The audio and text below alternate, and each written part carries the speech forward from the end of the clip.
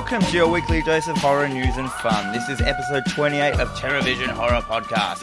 I'm your host, Dan McGuinness, and joining me as always is my co-host, Jennifer, the Dream Warrior, Strand.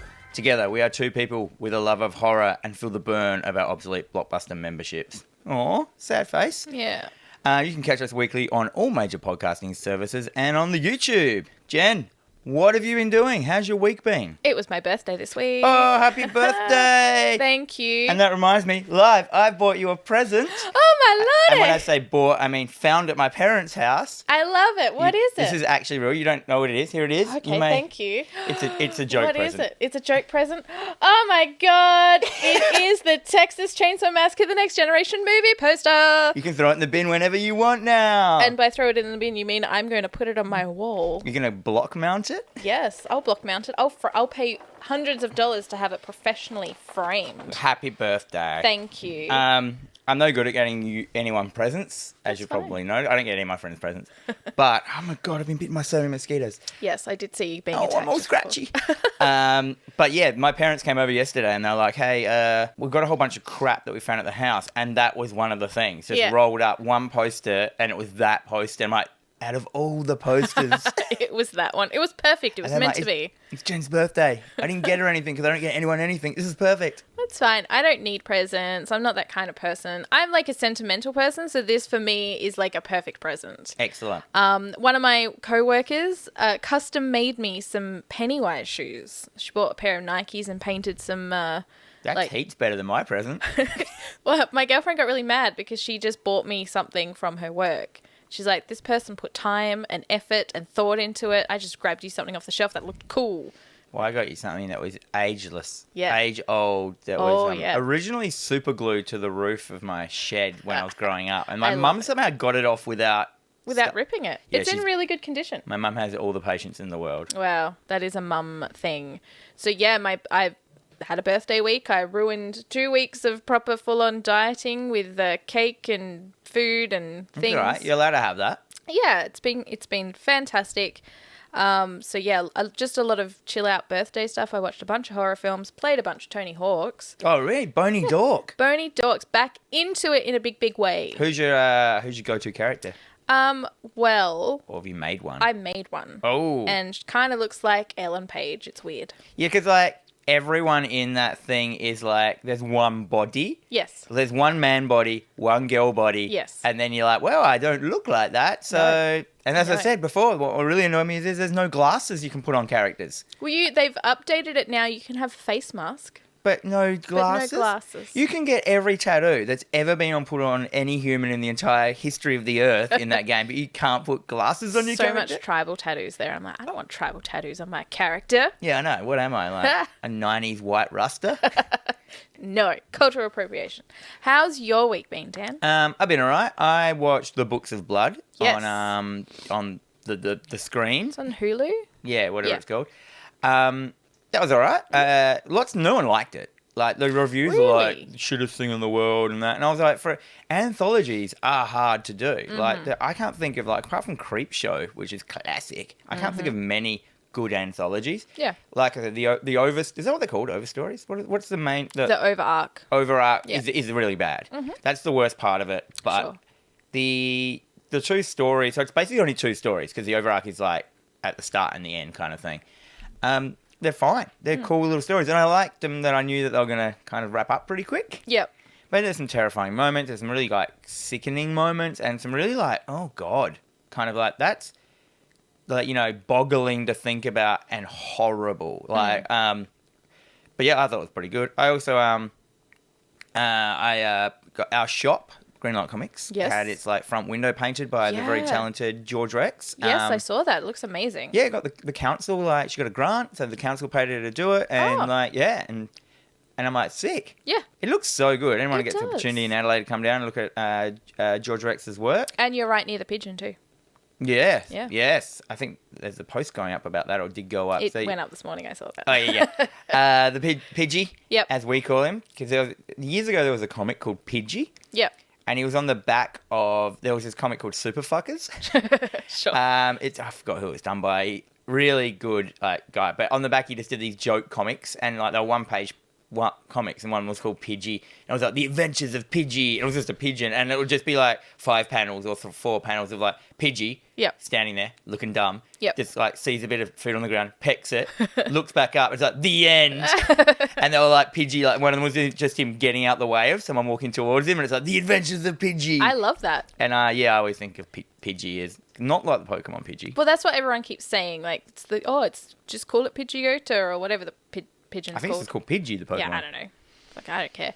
But I was talking to one of the ladies who's, I think she is the manager of Rundle Mall. I can't remember. The manager of Rundle Mall? Yeah, like it's the queen of Rundle Mall. Yeah, she's the queen. She was saying that within the first 4 days of that pigeon coming up, it sustained $20,000 worth of damages. Yeah, well, the first day it went up, you know that website Shit Adelaide? Oh, did you see that guy do that sick flip off of it on the scooter? I didn't see that, but I did see just like within minutes of it going up, like all these, they weren't hobos. Yeah. They were just tweaker adults, you know, old dudes that, you know, you see yelling and stuff like that. Dude, just climbing it, and he had all his shopping in his bags. Like he's got, you know, like lots of shopping, and he was still trying to climb it. And it was this little kid, like would have been like 3 years old, just touching it. Yeah. And then like this raggedy grossman just comes up and starts climbing it, and the security guard just like shakes his head and he's like, mate, get off. Yeah. You're an idiot. And I'm like, Shit Adelaide. Yeah, Adelaide. It is unfortunate. Like, I don't like Shit Adelaide as a concept, like showing the badness of Adelaide, but it's just unfortunate that there's so many good video people There's a lot of for content for Shit Adelaide. It's true. It's true. I used it as an opportunity to take a photo of a Goku figure. Didn't turn out how I wanted, but it started pouring with rain. What I saw the Goku figure thing. Yeah. What was your? How does that link into Pidgey? Doesn't. He could have been a worthy adversary. That is true. I do like to take toys outside. And it's not even Pidgey's final form. No. I'm pretty sure his final form is like brown and what is that? Tartan? Oh yeah, the tartan. So like. Yeah, it gets brown and Yep. all gross and rusty. I haven't actually seen it. It's not all silver. There's some bits that aren't silver, isn't there? I haven't really gotten close enough to. Are you scared of pigeons? What about the people who have bird fears? What? Yeah, it's a fucking giant bird overlord now. Just looking at you like those little eyes like... Tippy Hendron's going to rock up. She'll be like, everyone get the fuck out. It's a conduit for the rest of the birds. Yeah, and the end half after my week was me not getting the PS5 and all my friends getting it and coming into my shop and showing me they got it and then leaving. I was so mad for you. I was just irrationally mad about it because I just saw everyone. I saw the picture of you holding Brayden's and you were just like bummed out. And then all these people were just like, oh, Dan didn't get one. I'm like, yeah, I know. I can become a running joke. Yeah, fuck off. I mean, and the other thing was, like, I'm pretty sure, like, that day that the PS5 came out, we had a really bad day at work. Like, no one came in and bought anything. And I'm reckon it's because, like, everyone picked up their PS5s in the morning and went home. Yeah, probably. And, like, I'm not going to spend any more money. Let's drop $700 on... Yeah, well, I mean, I get to work about 7:30 in the morning, and there was... EB Games were already open, and JB Hi-Fi had a line. Yeah, And I heard the takes of some of the JBs. I mean, the EBs that day, and it's crazy. Yeah, we had a lot of the double JB their stuff. projected of what they thought they were going to make, and it's like insane. limited as well. Imagine it was like free range. Yeah, Free well, range. a lot of the JB stuff like walked through our shop on the way to Smoko. And Smoko. one of them was she had got sent out for a break because she was being abused consistently on the phone by parents who are like, oh, fuck you, you've ruined my fucking kid's Christmas. I can't get a fucking PlayStation. Oh, wait, so they wanted to ring up on the day and get one because they just thought they could get it? Yeah. Yeah, you have. I've actually said this on my video game show. Like, it's boggling the idea that, how many weeks are we to Christmas? 5, 6? Yeah, something like that? something like that. 6 weeks till Christmas. Mm-hmm. And there's a next-gen console out and there's no one can buy them. Yes. And it's just like, what do you mean? It's so strange. Yeah. And it's going to, I mean, you know, we're heading into my annual don't be a dick to retail workers spiel. Oh, those poor people. But yeah, the amount of abuse that they copped. Poor EB, poor JB. It's going to be like... Yeah. I would like change if I was like EB and I would have like with someone rang, it'd be a recorded message going, we are out of stock of PlayStations. You cannot. So if it is like, you know, if you are trying to buy a PlayStation, please hang up now. Yeah. And then if all other inquiries, please stay on the line. That's what I do. So that would be great. Yeah, that's a good idea. Anyway, let's move into horror news. Yes, every week me and Jen take you through the horror news that you need to know about. Welcome to Horror News! I love it. Excellent. The horror werewolf here. Horror doggo. Jen, what's been happening in news? I'm really excited for this one. So Seth Rogen, who I love, and I'm not sure why. I just love him. Yeah, I like him. He's everything he great. does I find fun. Oh, not everything. I didn't like Green Hornet. I didn't watch that. enough. He's producing a horror movie called Video Nasty for Lionsgate. So it's a cursed VHS pulls teens into 80s slashers. So they watch a cursed VHS. Number one, already liking that idea. Cursed VHSs, Yes. done. Pulls teens into the movie. So basically, what I'm hoping this is like, once these teens get pulled into these slashers, they move through a whole bunch of different ones, not just stuck in one, because that would be kind of boring. That's just like a self-aware film. I think they should be moving through them, as in they're beating them. Yes. Because they're knowledgeable, because they're kids of now. So they're like, they know how to defeat these like stereotypical slashers. Yeah. And they move through them as they go, like moving up in the hardness. Oh, see, that would be good. So there's not a lot of information on the film as of yet. No. So it's being produced by Chris Thomas Devlin, and it centers on 3 teens who rent a cursed VHS and are pulled into an 80s slasher movie that threatens to trap them forever. So it essentially, to me, sounds like the remake of Jumanji, just horror. And I'm okay with that. Well, Rogen is not a teen anymore, so I wonder if he's in it. He's not going to be one of the main characters. Well, I'm not sure if he's going to be in it. So he's attached to produce. Yeah, he's a but good producer. He usually just sort of chucks himself in as a cameo. Yeah. And I could just imagine that he's the video store clerk. He's the one that just rents them the video. He's like, the guy who warns them. Yeah. Like, like what is it? The truck stop crazy man. Yes. But like a modern day version. Yeah. Yeah, that'd be good. Yeah, and he's just sitting there going, I don't know, fucking, it's cursed. Yeah, I like most of his films. I mean, I'm not massively into like the Pineapple Express and stuff like that, but I love like The End. I know lots of people don't like it. I love like the Christmas one he did the night before. Yeah, that was really good. Yeah, I love that. I watch it every tripping year. balls in the church. Yeah, that bit. He's like looking at Jesus. He's like, He knows. yeah, he knows. Yeah, and his amazing, beautiful wife in that film, she gives him all the drugs. Like, it's not as if he's trying to hide it from him. She causes it all. Yes. Like, because he's And been that's, such a great husband. And that's Gillian Bell, isn't it? Yeah, she's Because always funny. She's just fantastic in everything. And I really have only come to appreciate and love her in the last, 12 months, just watching her in other stuff. This has been great. So I'm definitely very keen to keep an eye on this. And I know that there is a artist on Instagram that I follow called The Dude Designs. And he does a lot of, 80s VHS Like, mock-ups. artwork. And he's got a book. He does have a book, which He's got a print media. He does have print media. Whoa. And it is a lot of VHS covers. So he's fully going, hey guys, I want to be the guy that makes the poster for this film. If anyone's going to do it, it's going to be me. And I'm like, I endorse that. I endorse that. Get on it. So it's done by Chris Thomas Devlin. He's writing it. He's the Texas Chainsaw Massacre man. Yeah, so the next year's Texas Chainsaw Massacre. So. Yeah, as in the new one coming up. Yeah. All right. So I'm very, very excited. And this is something that I'm definitely going to keep a very close eye on. Yeah. Oh, man. It sounds like everything we love. Yeah. Like cursed videos, great ideas. Those smart horrors, I call them. Yes. Smorers. S'mores? Yeah, like the ones that like Happy Death Day Yeah. and Cabin in the Woods and all these ones that are self-aware, playing on the genre, but not too ham-fisted to do it. You know what I mean? And I reckon Seth Rogen's got that in to do that. I mean, I hope it has all those dudes in it. As cameo. Imagine every slasher, the killer was one with Danny McBride, one was Well, we know Danny McBride's into horror because he had a big hand in the Halloween the new Halloween Oh, did he? I franchise. didn't know that. Yeah. There's so many good opportunities here to create. I wonder if it's going to be funny. I think it's going to be subtly funny. Do you reckon it's going to be funny because of how violent it is? It'll be, Yeah. Yes. there'll be scenes with, stuff going to people's faces and stuff like Yeah, that. I'm super keen. Oh, I'm down. Bring it on. Listen to my voice. It's so fast now. I'm super excited. Yeah. What's next? All right. Spawn. So Spawn reboot. Blumhouse. Working. They're going to get the story right this time, though. I didn't know that Blumhouse was doing the Spawn remake. I knew, I've heard that there's been a Spawn remake coming out. As someone who owns a comic shop, and as someone who loved the original 90s Spawn film, which isn't good. I've never seen But it. I was like a pretty good target audience. I was in my I was a tween. Yep. I reckon. I don't know. I can't remember. Doesn't matter.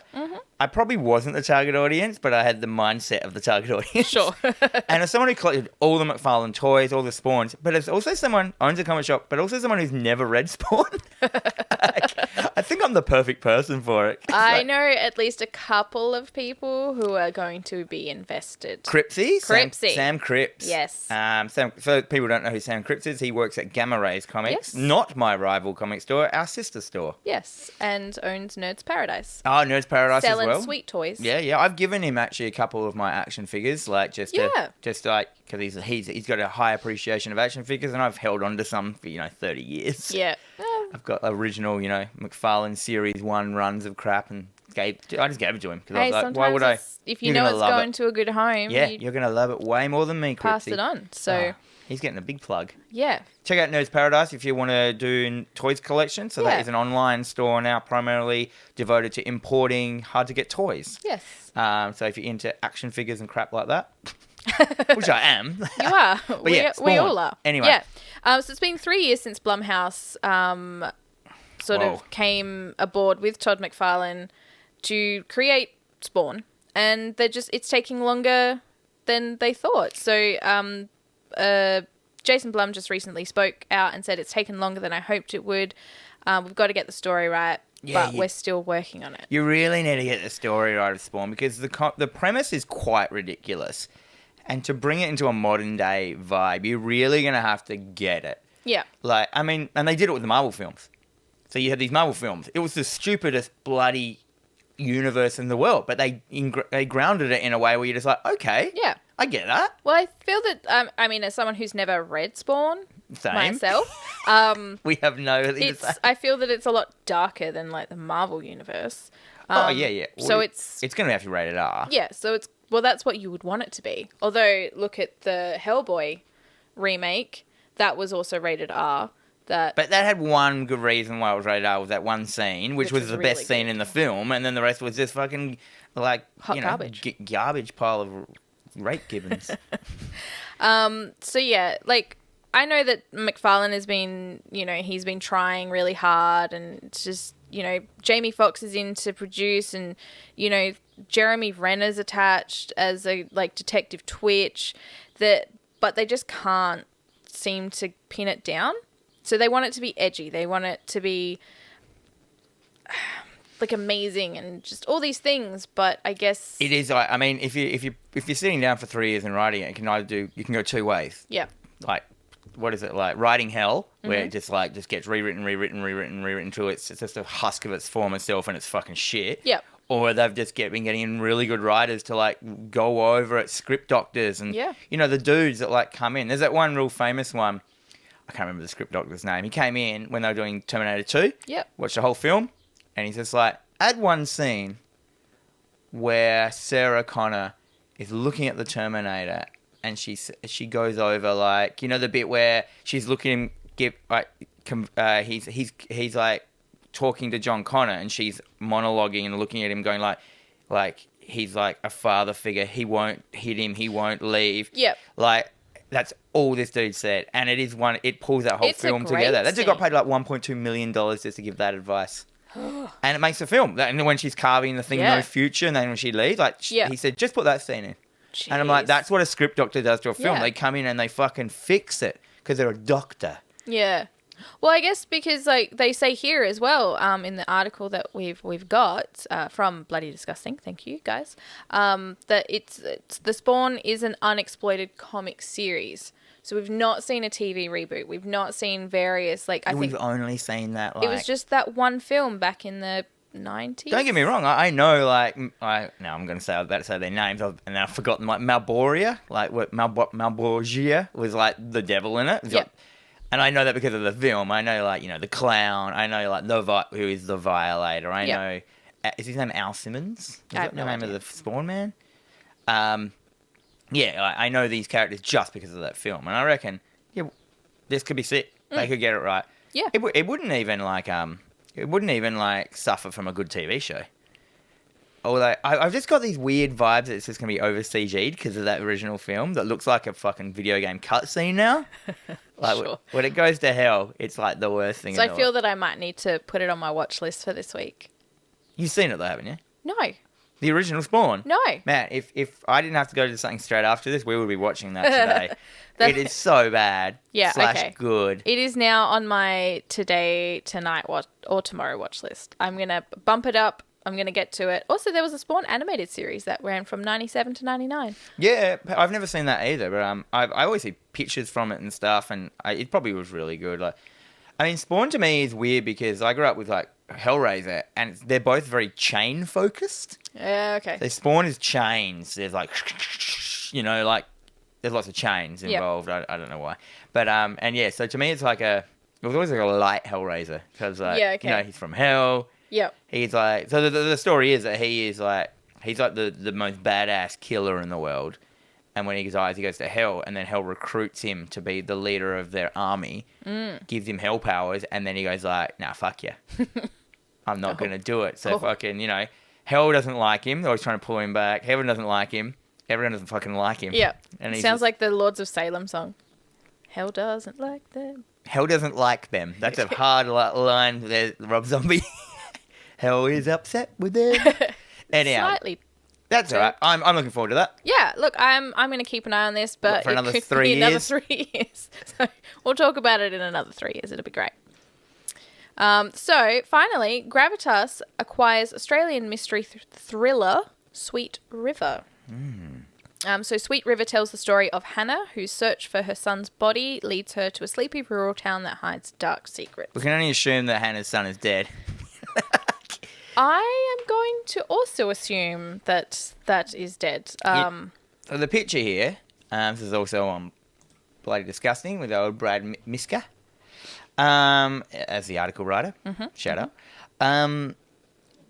The picture that accompanied this article, it just looks like one of these modern day horror films, eh? Yeah. Like, as in that grey tone, black, like dark blacks, grey tone, bit of colour, washed out.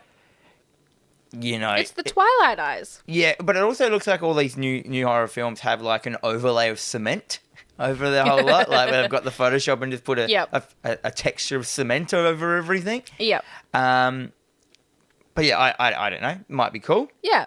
I mean, it's very interesting, and I'm always so curious as to how certain Australian films cannot get funding in Australia or distribution in Australia.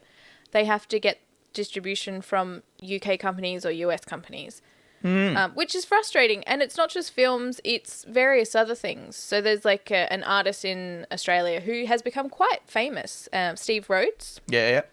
He's Queensland based.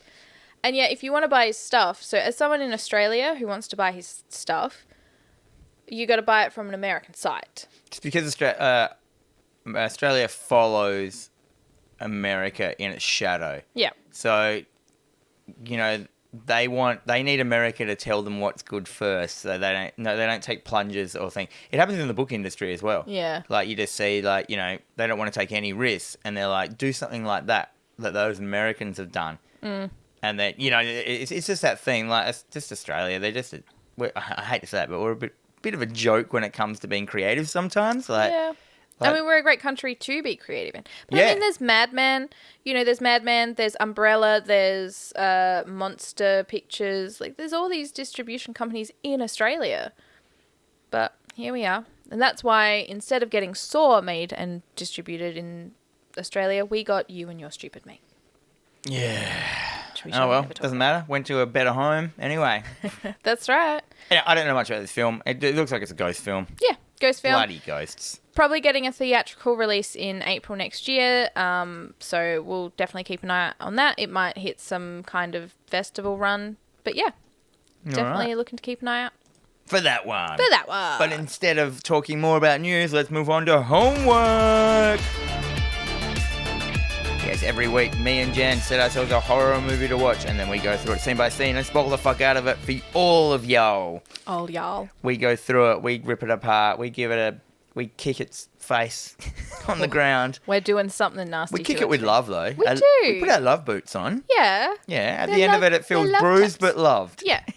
Yeah. Like all good relationships. It's like a sock full of pennies straight to the groin. Anyhow, we have a rating system that we give these films. We don't like 1s and 2s and 3s or A, Bs and Cs, so we created our own rating system. Yes. Jennifer, right. Please go over it. So, we've got the A for awesome, everybody should watch. The B is the beer and chicken wing group movie. We've got F for fun and dumb. C, it's a classic that's worth a watch. We've got the newly added U for underrated. We've got the G for good for its time but is not held up. We've got the J for the Jen special. The D for the Dan special. We've got a W for whatever. So off my radar.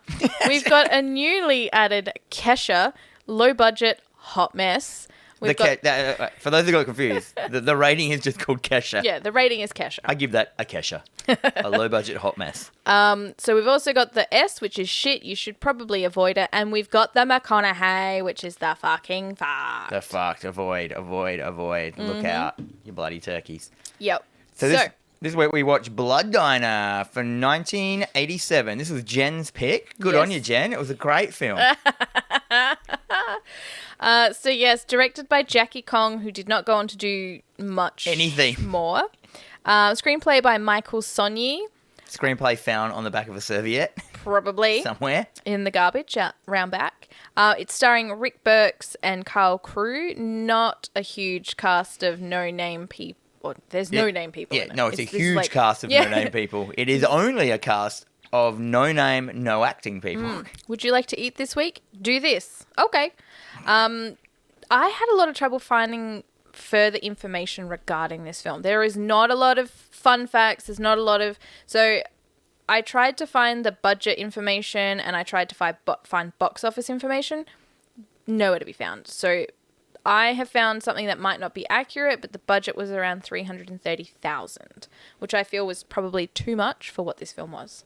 Yeah, I guess maybe it might have been they might have used film. So a lot, as in like... So a lot of the costs would have just been for their reel-to-reel film, which does cost a lot of money, and then you have to get a process and stuff like that. But it definitely wasn't put into the acting or the effects. Sure.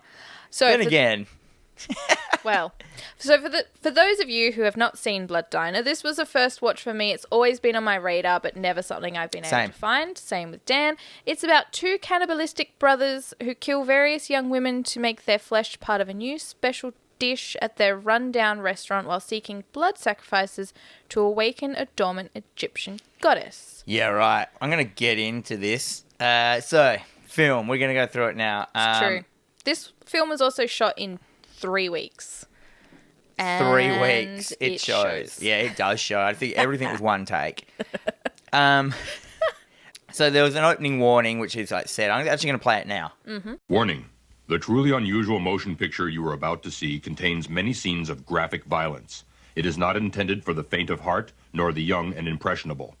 While it is a sad fact that mass homicide and practitioners of blood cults infest our society, the producers of this film wish to express that they do not condone, nor do they want to inspire, any of the human butchery or violence portrayed in this film. If you feel you will be offended by such material, please leave the theater at once. Note: all of the mutilations, bodily dismemberments, and cannibal rituals were performed by seasoned professionals. Please do not attempt any of these stunts at home.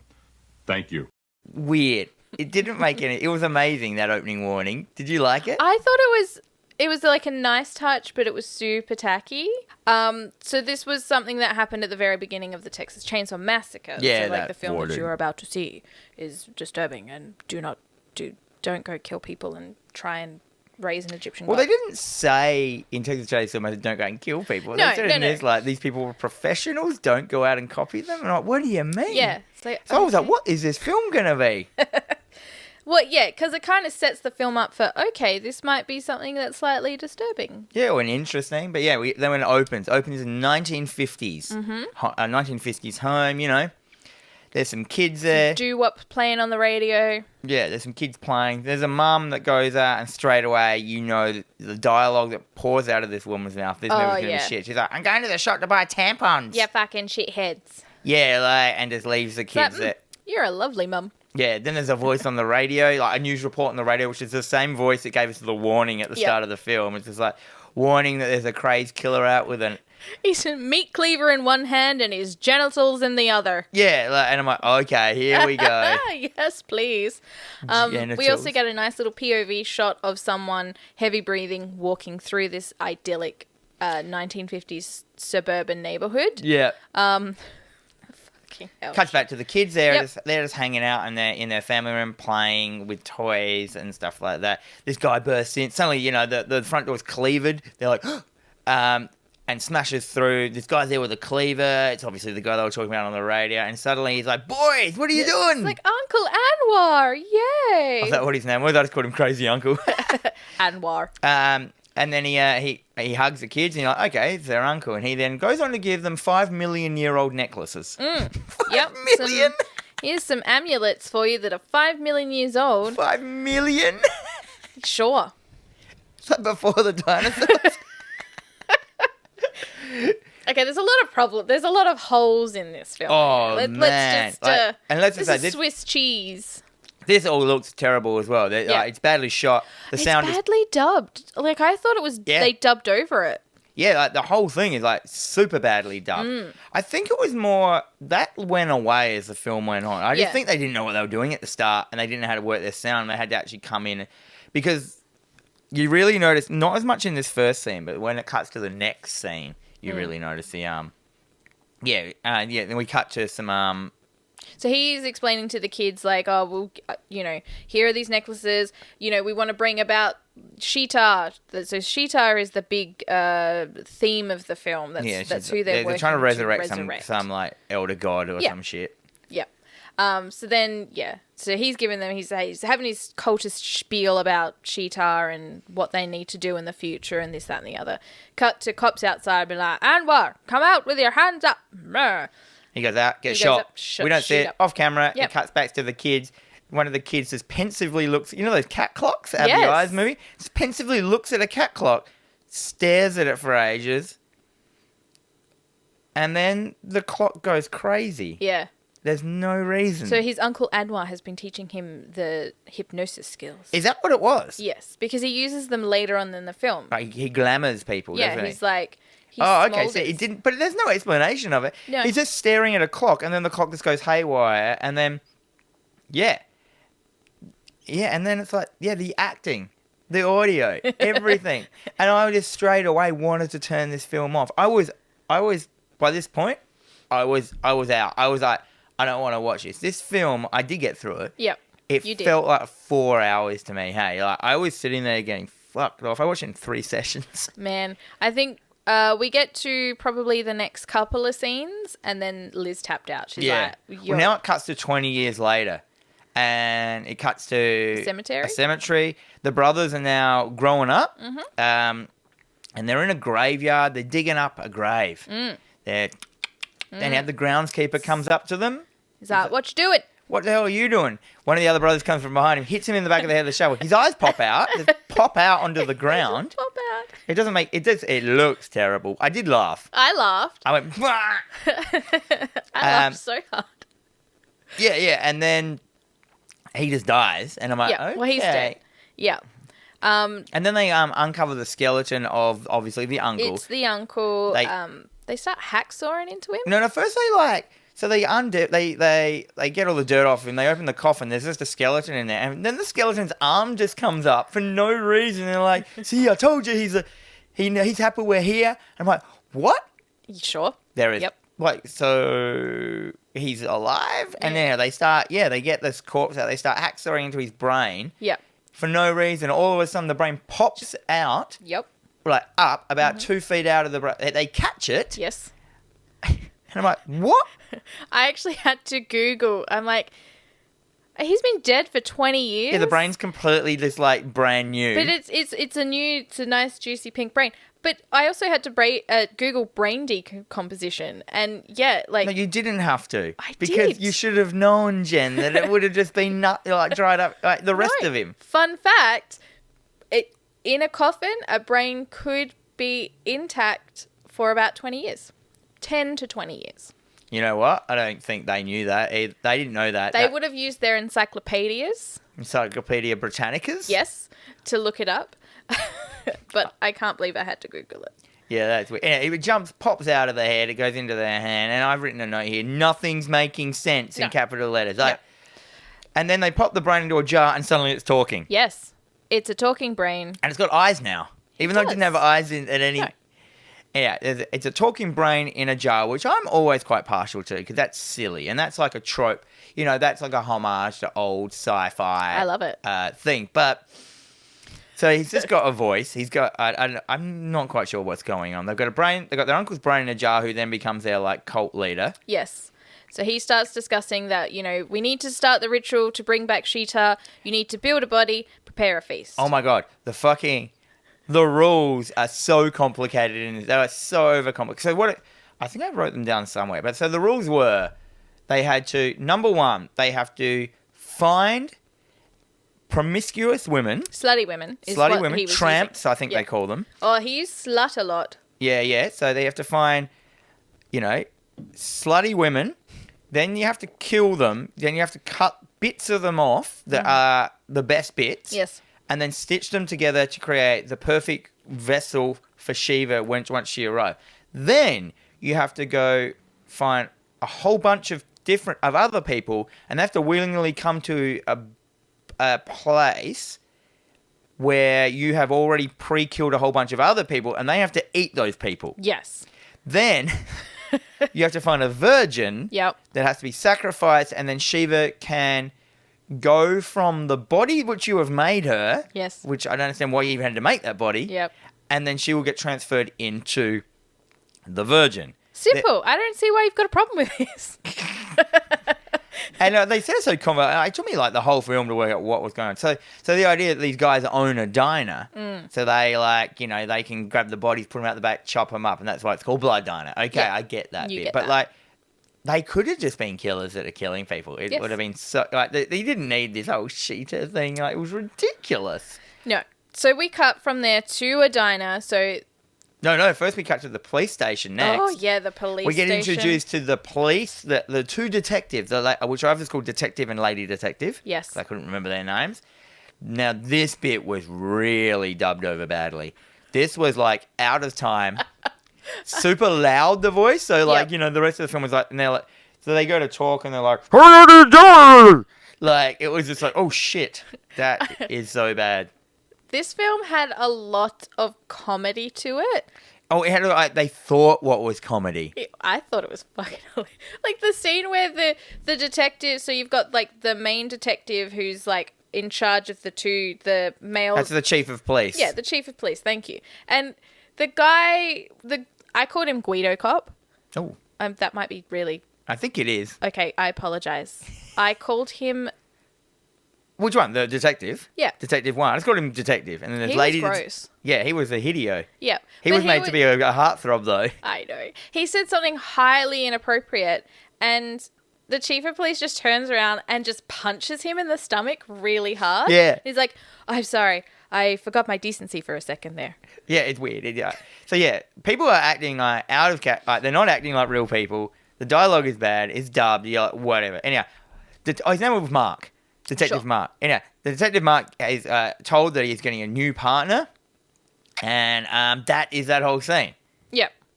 There's a lot of fish in that scene too. Yeah, there's a couple of jokes. They knock over a fish tank. It doesn't make any sense. Then we cut back to the brothers talking to the brain in the jar. Their uncle Brain. I just call it Brain. Brain explains that they need to get the virgin to sacrifice and the buffet of body parts to realize that the goddess cheated. This is where we go through the whole plan. And it's just like, oh my God, just so much exposition from a brain. Yep. Because the brain can't do anything but talk, and he does talk a lot. He talks a lot. And we cut to the diner that the brothers own. At this point, we didn't know they even owned a diner. No. Just all of a sudden, they've got a diner. Like, it made sense because at the very beginning of the film, when they were kids, like, the little kid had been making, like, Play-Doh food. So he had a little plate of Play-Doh eggs, and the uncle's like, oh, yeah, you'll make a great cook, amazing chef one day. You'll be fantastic. Sure. Yeah. This kid's insane. Like, he's... Oh, yeah, the cook kid is like, he's a dummy. He is a dummy. He's like a Bose. He's a brute. Bose from Thrashing. Yeah. Like, he's like the idiot. Yeah. The Bose. Yeah, he is definitely... So the brother, the dark-haired brother, I just called him like brown-haired brother. Yeah. Because one's blonde, one's brown-haired. It's Mikey and Chris. So Mikey's the dark-haired brother and Chris Isn't it Georgie? No. Who's Georgie then? I don't know. Oh, damn it. We'll find out. Do I ever listen to people's names? Yeah, and so...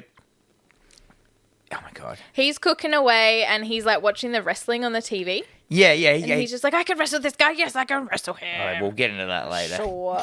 Okay. So we're introduced to... So they've been tasked with, they have to organise, they have to find tramps, they have to find virgins, they have to find people that want to come to a dinner. Mm-hmm. Where they're going to eat people. And now we're introduced to Connie, was her name? Yes. The main girl. So we get introduced to a bunch of slutty mullet-wearing cheerleaders. Well, first, yeah. And they're mean to her because they're talking about how they want to do nude aerobics because they originally started as a vegetarian cheerleading group and then this other cheerleading group became a vegetarian cheerleading. So they're basically one-upping each other. And Makes no sense. Nude aerobics is going to set us apart. And she's off it because she's a virgin. Yeah, apparently. she's like, I don't want to do that. And they're really mean to her. They make her cry. So, yeah, the brown-haired brother catches onto this and he's obviously got his...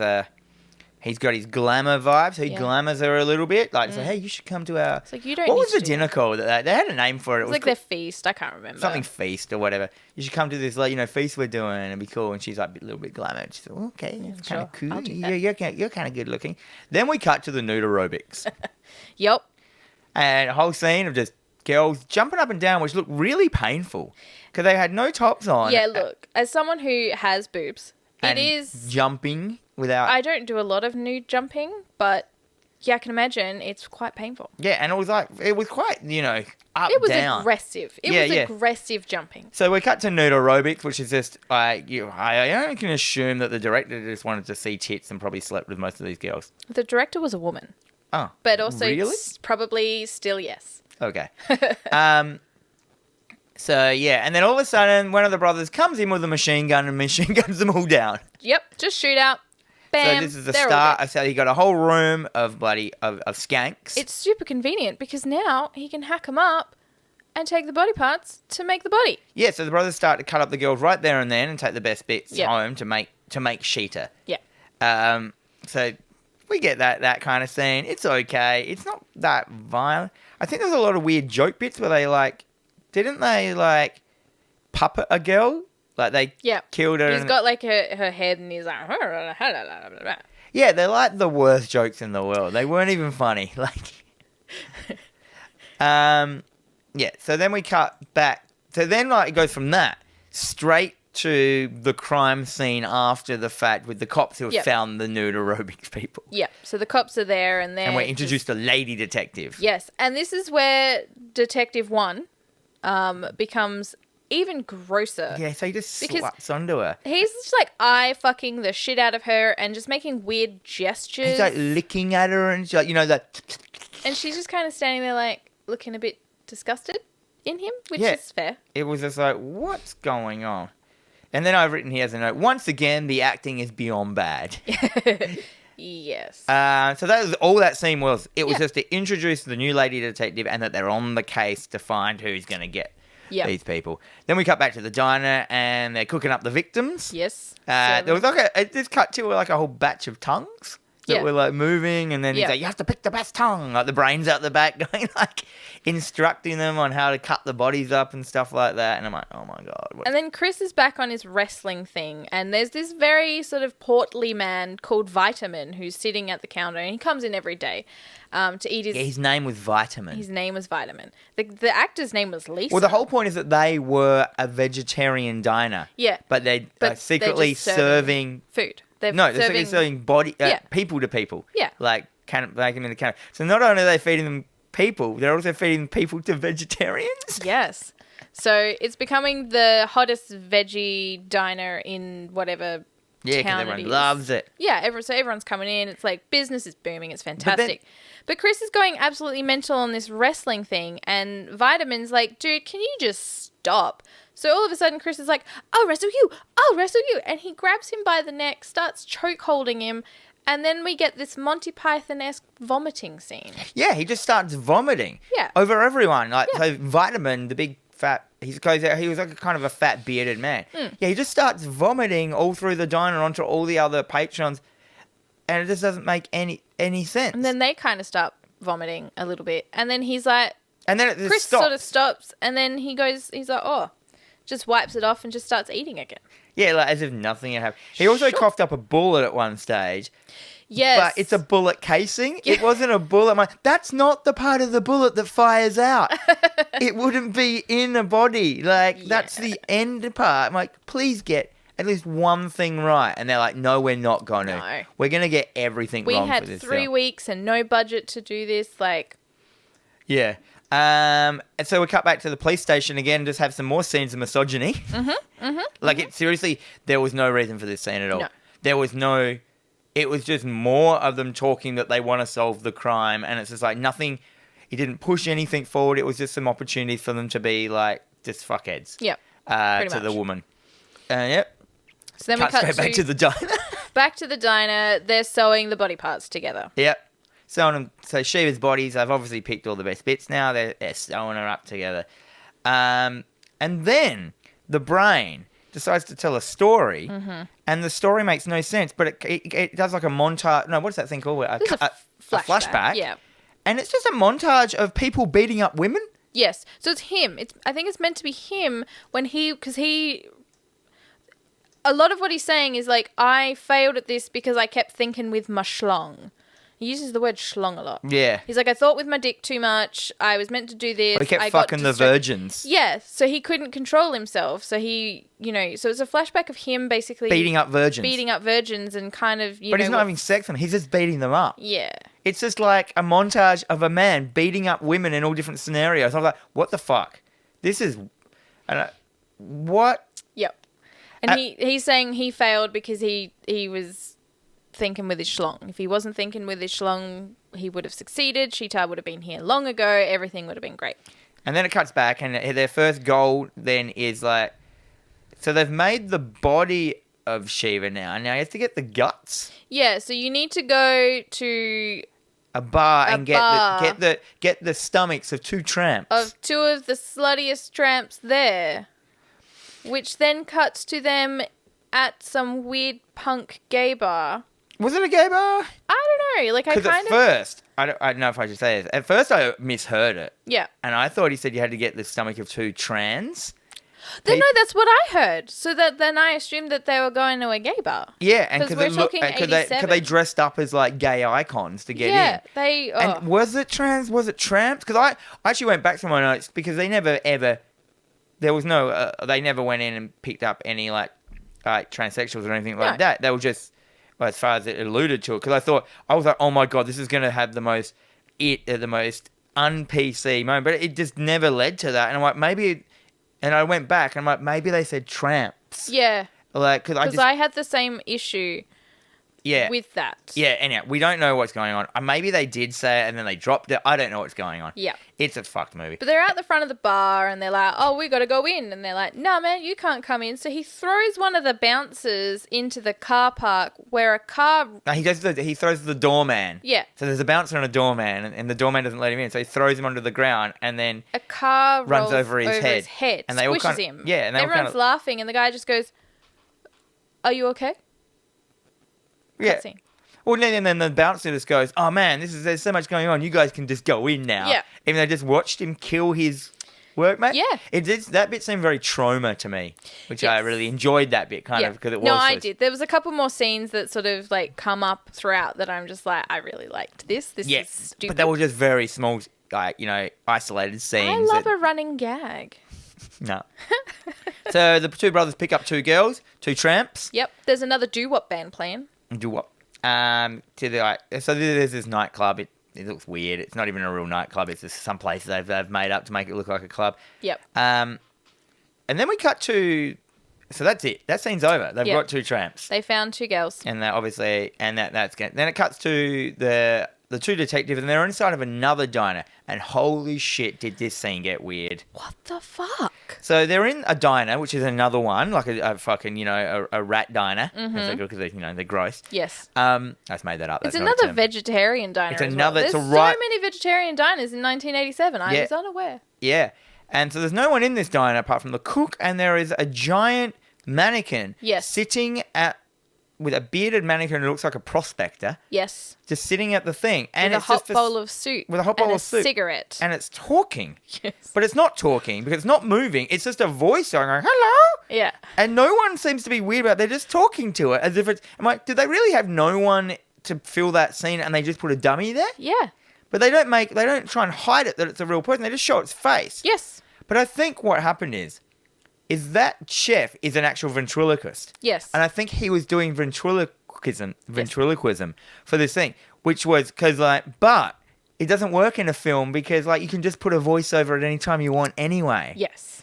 So it was fucking weird. And I've written here, why is one of the customers a dummy with a voiceover? Why? It made no sense. It had nothing to do with the film, the story, or the overall outcome of what is to happen. What It was the just... fuck? But also... Or this I'm scene though slightly led amused. them to know about the other vegetarian diner. Yes. I don't know why they were even in the diner. Of why? She was there just having a cup of coffee. So it wasn't like a lead they were investigating. Possibly. No. Because later on, the chief of police is like, you got to follow up on these vegetarian restaurants. Yeah. They're all vegetarian restaurants. You got to go. They're all suspects. Okay. Yeah, maybe just the Calm idea down. of a vegetarian restaurant is too suspect for the 80s. Right. Anyhow, There's so we cut back many. to the diner where things are getting saucy with the tramps. Yes, they are. So both the brothers have taken a tramp. Mm. And this was probably the funniest thing, the kill. This tramp, they both pair off into separate rooms. Yeah. And the brown haired, the sexy brother, not Yeah. the dumb brother, he takes his tramp, and she gets their kid off, and jubblies are going everywhere, and he's like, "Let's do something cool." And I can't remember what they called it. They called it battering the. So anyhow, it ends up the scene that he starts battering her, rubbing batter all over her. She's like, "Ooh, She's kinky." Covered in batter. It's kind of gross. Which is sticky. And then all of a sudden, he just slams her head into the deep fryer. The best part is when she pulls it out, it's just a giant circle of batter. Yep. And she's not dead. No, she should She's be still alive, running around with a big this circle fucking of batter thing. on her head. And he just hits her head off with a broom handle. Yes. 'Cause it's like... Yep. And then it rolls through the back door, into where Chris is with his tramp, who has... She's keen to, get on down, and he's kind of this weirdly asexual... Yeah, he's not interested in sex. He's only interested in killing. Yeah. And so she's just pretty much like, okay, well, I'm done. I'm going to No, she does a dodgy on him. She steals his necklace and puts it in her pocket. Oh, I didn't see that. Yeah, so that's the whole point of this thing. So she's because she's a tramp. Yes. She's also a stealing tramp. Fucking So bitch. without him knowing, she steals the amulet of Sheeta. And then then suddenly he just goes all fucking cleaver crazy on her and kills her because that's obviously. Well, she's the worst at escaping, because she ends up saying, "Look, I'm just gonna leave." No, And- so he goes to cleaver her. And she goes, and she runs out the place. She goes, oh, fuck, I forgot left my my purse. purse. So she walks back into the room with a cleaver dude and just starts picks cleaning. up her purse, drops everything out of it, starts collecting it all and putting Which it back was mostly tampons. in. Fucking tampons. And Every- then he just cuts her in half. That was pretty funny. That was great. He Mortal Kombat fatalities her, basically. She just gets chopped straight down the middle and goes in half. And I'm Yep. like, yeah, that's kind of funny. And then because then it cuts to later on. There's a hobo out. So he just put her in the bin out the front and chopped her up. Yeah.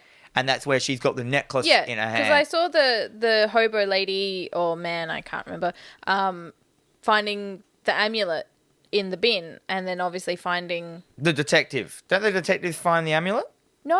This hobo lady finds the amulet, and then it cuts to them on an archaeological dig.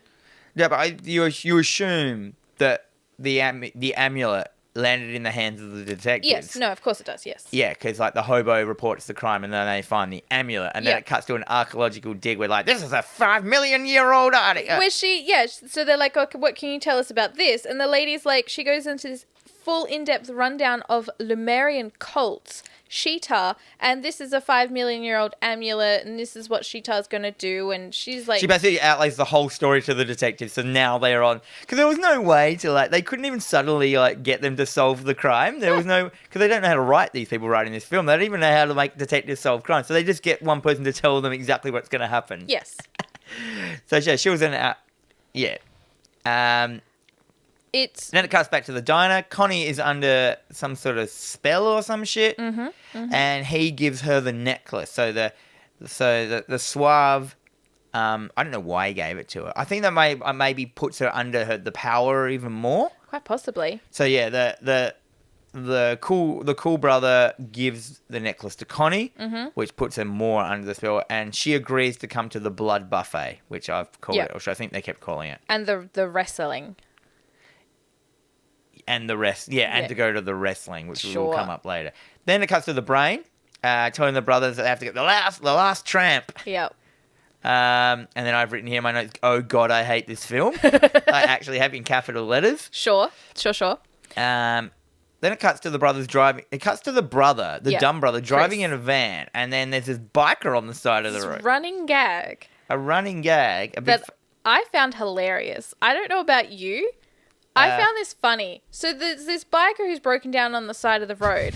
And then the brother comes up and he just sees him and he goes, huh. And just kind of hits him with his truck. Runs over him. Dun-dun-dun-dun. Notices that he's okay. Yeah, so the biker gets up. He sees him in a vision mode. The biker just gets up and goes, oh, man. And he sticks it in reverse. Reverses over him. It's like, ba-dum, ba-dum, ba-dum. The And guy- it shows this dummy actually getting run over, this big fat dummy. And then he like The biker just gets up again. He's like, oh, and he's fuck. like, oh.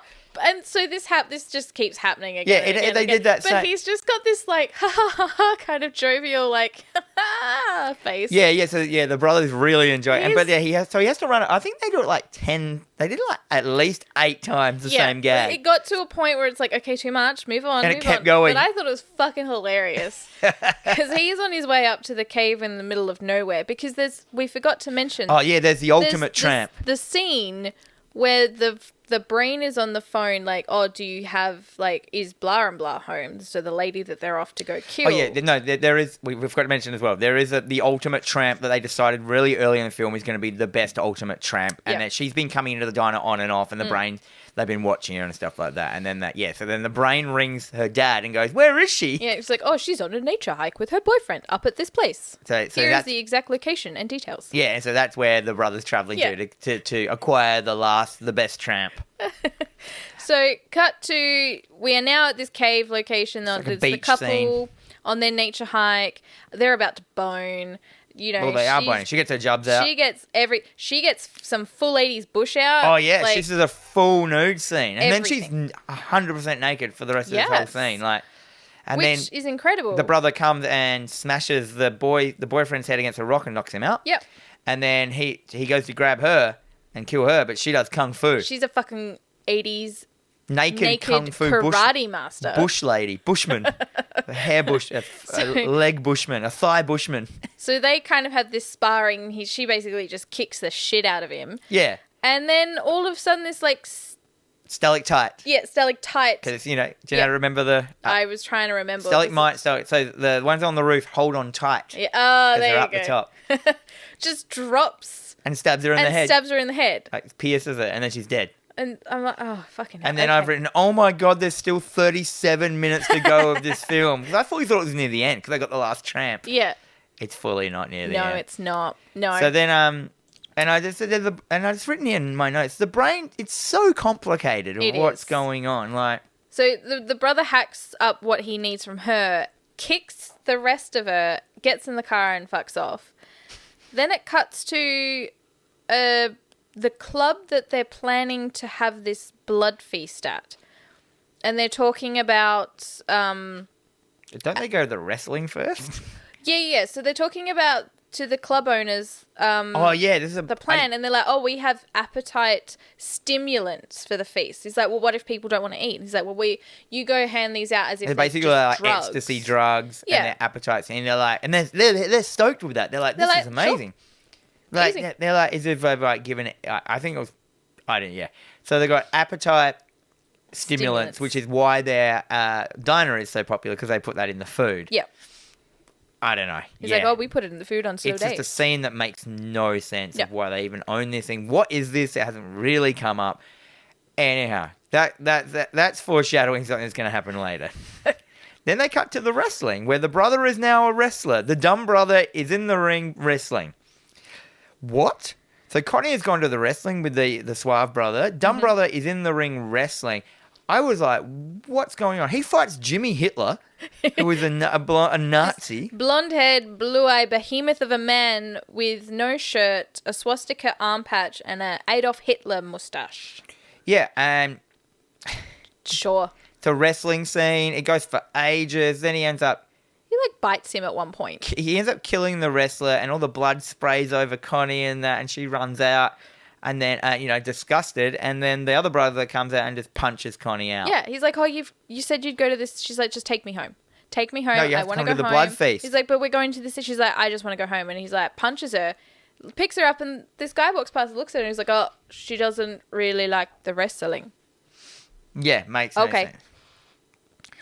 Anyhow, Did we miss the flashback? no, but then what we realize is Stan, the other diner owner who has the ventriloquist dummy, he decides he's going to break into the diner because he wants to find out their secrets. Yes. Of why their food's so good. So he breaks into their diner and steals the brain because the brain obviously has the secrets of who the fuck. No, he's not bothered that there's a talking brain. He just wants it. And then he takes the brain back to his diner and forces the brain to give him recipes. Yes. And he's like, this is shit. You're not giving me the right recipe. I'm going to flush you down the toilet. He's like, okay, I'll give you the right recipe. And then... Yeah, at one stage, the brother punches out the lady detective as well. Yeah, and he puts her on a hook, but she's not actually on a hook. He's just hung her up by her belt strap. Yeah, so the lady detective, goes into their diner, breaks in for some reason. I don't know what. So I think we missed the flashback bit where because they were saying that we've got two leads. We've got this happened, something similar to this happened 20 years ago. Oh, yeah. And the chief of police is like, no, like the vegetarians, you're on the vegetarians, forget this 20-year thing. So they agree that Detective One's going to go off and talk to this person, this cop who had experiences 20 years ago, and she was going to stick with it. So then we hit this scene where he's talking to the cop from 20 years ago. Flashback scene, which continuity error out the fucking window, because if you remember, it was the middle of the fucking day when he rocked up to see his nephews at the beginning of the film. But then it shows the shootout scene, which is in the middle of the night. They shoot him up and they're like, oh, I looked into his eyes and he had the craziest, scariest eyes. I'll never forget him. And then it shows...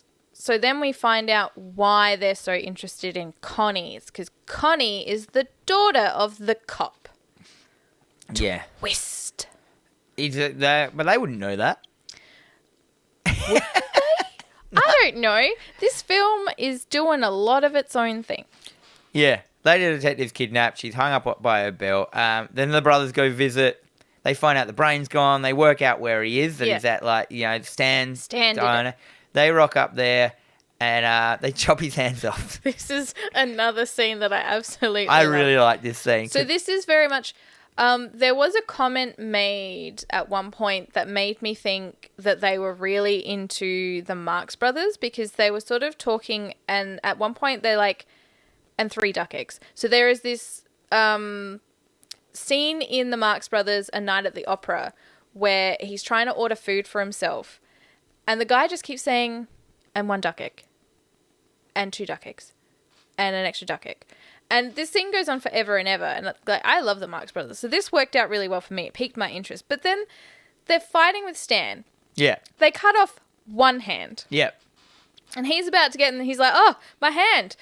No problems. He's okay with it. It's just a hand. It's just, it's my hand. Scratch. Gets in the car, starts the car. They chop off his other hand. While he's in the car, and then he's trying to drive with his two stumps, and they're just spraying, hitting, and he is driving. He's driving, so he's driving with these stumps. And which are just spraying up blood onto the windscreen. The blood is spraying onto the windscreen, and he puts the windshield wipers on. But the blood's on the and he's not even upset that his hands are chopped off. No. He's just angry. He's just like, oh, fucking, I'm just I'll gonna teach them a get thing you. or two. I got it. Yeah. I lost my shit over that. Yeah, I thought that bit was I funny. thought it was hilarious. And then but then the other detective, while they're doing this, finds the lady detective and frees her. And then what happens next? It's so complicated. So then we are at... They leave. So they're like, we know where they're going. They're going to the nightclub. They're going to the nightclub. So they leave the crime scene, which has all these bodies everywhere. So they're at the crime scene. They've set up... So all these people are dancing, having a good time. There's some weird punk band that I was trying to look up who it was. And this is at nightclub. So I could not find any information. Because they're going to have the blood buffet at the nightclub. Yes. Because they gave them all, and the nightclub owners agree to this because lots of people are going to come or some shit. I don't know. So they're there. They've walked through this cauldron of stew. They've got this is the feast they've created out of people. It's it's an actual witch's cauldron. They hand out obviously all the appetite stimulants. Stimulants have been handed out. Everyone suddenly turns into zombies. Yes, and then there is that's what appetite suppress. What am I trying to say? Stimulants are. And then they start. So they're having this zombie feeding frenzy. They're eating the stew. They're starting to eat each other. Meanwhile, no one's paying attention to the fact that there's this woman who's just been propped up, and these two guys are now reading their cultist shit. Now, first they put the uncles into her. Oh yeah, head. they do that, don't they? So the brain, they take off Sheeta's head. For what reason? Well, they put the uncle into the brain. I don't know. I think maybe there's no reason. There is no So they put the brain into Sheeta's head. Yeah. And she's just standing there. Yeah. Which has to seem to be believed. And they bring the virgin up. Yep. Connie, they put her down and they start to do a ritual. The two brothers are in pagan outfits. Mm-hmm. They got a sacrificial knife. Mm-hmm. Well, it's just not a pagan ritual if you don't have. So you got a whole nightclub of people that have turned into zombies, all eating each other. I thought to myself, this is pretty funny. Yeah. Oh, it was great. They start eating the people soup. They start eating each other. Connie's up on the altar. Sheeta, because this is everything that has to happen. Sheeta wakes up. Yes. She's got a big fucking demon mouth with teeth, and she's got a big vagina in her chest with teeth. Yep. She's just there, just yelling, going. Ah! Which was not there at the during the whole process of this. It's just appeared out of nowhere. Yeah, it doesn't matter. Lady detective just comes in, sees what's going on, just starts shooting people. Yeah. Well, they're all zombies. Let's get rid of them. So she's just shooting people randomly because they're. Yep. Sheeta's chest, vagina's wincing and gaping around with its teeth, people. Then Sheeta starts blowing people up. Yeah, so she starts doing her screeching and pointing at people with the eyes open, and then electricity comes out, burns them. At first, they just blow up. Yeah. People just start randomly blowing up. So I was like, this is pretty funny. Yeah. So you got zombies, you got people just blowing up from that. So they got some gore happening. Yep. People blowing up everywhere. The other detective comes and he gets eaten. He doesn't quite get eaten. So Mikey gets shot. So the cool brother gets shot by one of the detectives. Which actually, he died a couple of years later. In real life, he was in a car accident with his bandmate who was drunk. They died. Yeah, so then for some reason... So he's like, you killed my brother! And he, hooks him with an actual fucking butcher hook. That's right. And he's dragging him across this is room. The cool detective, yeah. So he's bringing him across with a meat hook. Yep. Whilst people are exploding, zombies are going crazy. It's actually mayhem. It's a frenzy, and I love it. And there's a band still playing. Yeah. For the whole time. At one point, the band guy gets bitten or something happens to him, and I fully thought for 1 second it was Jello by Afra, that. I thought that as well, and I'm had to Google it because it wasn't the dead Kennedys. If it wasn't Jello, it was Lux from the fucking Cramps, but it wasn't that either. Oh. So I don't know. Kept going. So then so Chris is pulling him across the the floor. He's going to get him. And then I think the cop, somehow Chris's head ends up in the vagina stomach and he gets decapitated in the vagina stomach. Yeah, well, I think he was trying to... Because he was going to kill the cop. Somehow, I think Connie wakes up and just leaves. Yeah, peace out, motherfucker. So now they've lost their virgin. Yep. And Connie's head was supposed to go into her. And Connie's head was supposed to get eaten by Sheeta's vagina chest. Yep. But then, instead, accidentally, the doofus brother's head Yep. gets eaten in the vagina chest, which fucks up the whole ritual. Yep. And then Sheeta explodes. She self-implodes. Or Sure. does she? I know, that's right. Sure, whatever. Cuts And then to I've a written cleanup. that what? Then it cuts to the cleanup. Yeah, cuts clean. It doesn't make it. There's not even a reason. So the cops just come like, through. we did it. Yeah, we've done it. We're heroes. Huzzah! And Yeah. then they start shooting like the rest of the zombie Zombies people for that no are still reason. there. Then it fine. cuts to what I've written as in exclamation marks, twist. We cut to a sexy Sheeta walking along the road. Dressed up in a nice fancy red dress Yeah, and heels. I don't know where she got them from. We don't need to know. Some fucking meathead chunk Oh dude's my like, hey God. lady, want to get in my car and have a good time with me? And I'm like, oh my God, this is how people pick people up in the The- 80s. No wonder people were like, Yeah. fucking, Like, oh man, it doesn't he matter. was disgusting. I don't even know why we even thought it was bad dialogue by this point. Yeah. Considering the rest of the film. Ugh. Sheeta gets in the car and it cuts to her mouth and she's got the giant Sheeta mouth. Yeah. It's like, she says something. She's like, Sheeta lives. Yeah. Like, that's the twist. And he's kind of like, okay, and drives off. He's not terrified by this. But she's He's got just- like this gigantic demon Yeah, mouth. he's just like, I'm going to get my dick back. I don't care. Bang. Cut to credits. Done. The end. Jen, final thoughts. Final thoughts. Continuity was all over the place. It seemed terribly dubbed. I liked the humor and absurdity of it all. For a film that had a lot wrong with it, I think what it had right for it, for me, worked enough for me that I would probably rewatch this. Oh God, really? Not anytime soon. I would show it to someone if I hated them just to make them.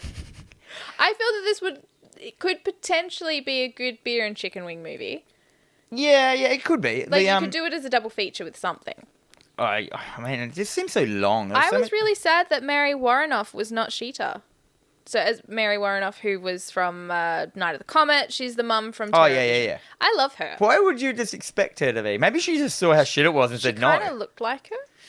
Fair I don't enough. My final thoughts. I've written here. I'm not sure if I hated it or loved it. Yes. The ending nearly redeemed the movie. Yeah. Then I wrote ... nearly. Nearly. But it didn't. It had the worst sound ever. Yes. That kind of annoyed me the whole way through. Nothing ever made sense. Mm-hmm. Like, it just constantly just kept piling on more things that were confusing and were not relevant to the story. And it just made itself so overcomplicated that you kind of like trying to work out what it was about. To talk about it made it really frustrating and like such a chore to watch. So hard. I mean, I suppose if you didn't care what was going on, like when we watched Munchies. Yeah. Oh God. It reminded me of Munchies. Like Yeah. it was the same quality level as Munchies, like that super low budget. So I gave it 3 ratings. Yep. I think we can give them. Yeah, you give multiple. I gave it a J, an L, and an M. I gave it a Gen Special because I think it is a Gen U. I gave it an L for a low budget. No, I gave With it a the Kesha. You gave it a Kesha. I gave it a Kesha, a low budget hot mess. And I gave it a McConaughey. It was fucking fucked. Like, That's some savagery. I also gave it a J for a Jen and a Kesha. It is definitely a low budget hot mess, but I do love a low budget hot mess if it's done well enough. There was enough redeeming things in there for me that made it enjoyable. I also thought very long and hard about it while I was playing Tony Hawk's. I kind of want to see this being remade. I feel it had a really good poster.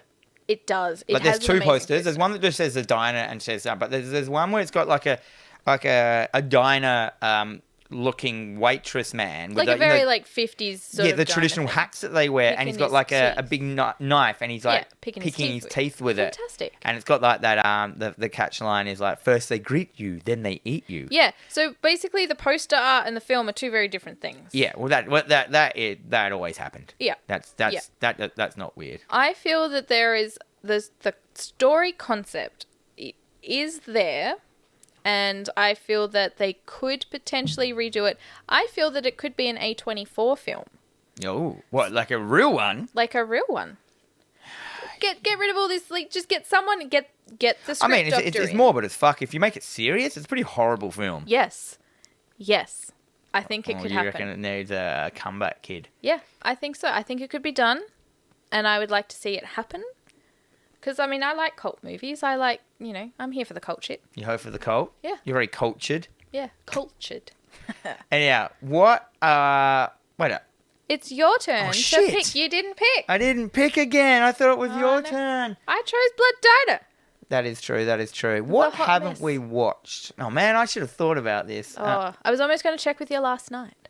Yeah. Because I know I usually like to leave it as a surprise for you. I need to look around. You need to have a look around.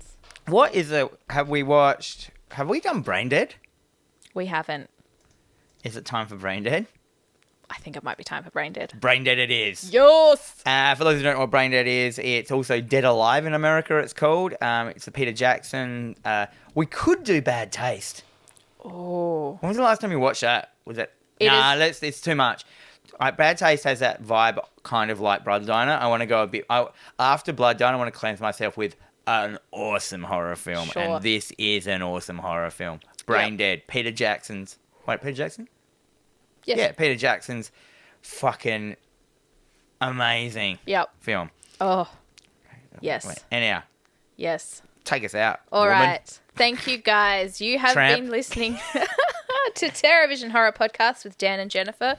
We are a podcast available on all streaming services, SoundCloud, Stitcher, Spotify, iTunes, iHeartRadio, and on the YouTubes.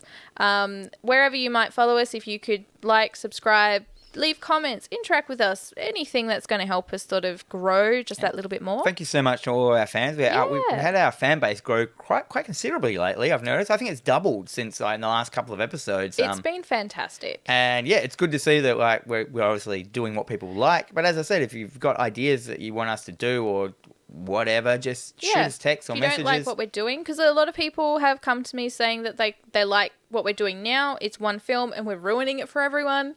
They like that? Yeah. We've really come into our niche. So we do our news first. I think people haven't minded that. And then Nope. we get into our film and ruin the fuck out of it. Yeah, well, I think because we had Bryn came to me the other day, and all he could think about on that night that we had the storm was fucking pumpkin heads coming. Oh, yeah. Big weather pumpko. That was great. So we are also on you. Let me start again. Yeah, do it. We're on Instagram at TerrorVisionPod. You can also email us, terrorvisionpod@gmail.com. Again, let us know what you like, what you don't like. If you want us to do a particular movie, if you want us to ruin a movie for you, send us a message. Yeah, and some We're housekeeping for me is if you want to check out, I have also a YouTube channel called Hack the Dino where it's a video game one that I could do that with Braden Dixon, Floppy Starrick, and Ben Rosenthal. Thal? That's not right.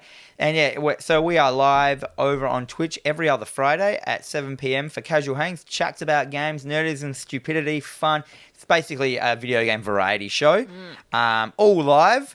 So if you want to jump into the chat and pay us out or ask questions, it's quite a fun romp. So it's next Friday. It's not this Friday coming up.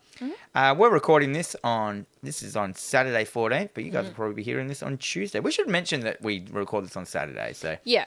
So if any news happens between now and Tuesday, we don't have it in our thing. So Yeah, we'll put it on Facebook instead. But until then, may all your dreams be nightmares.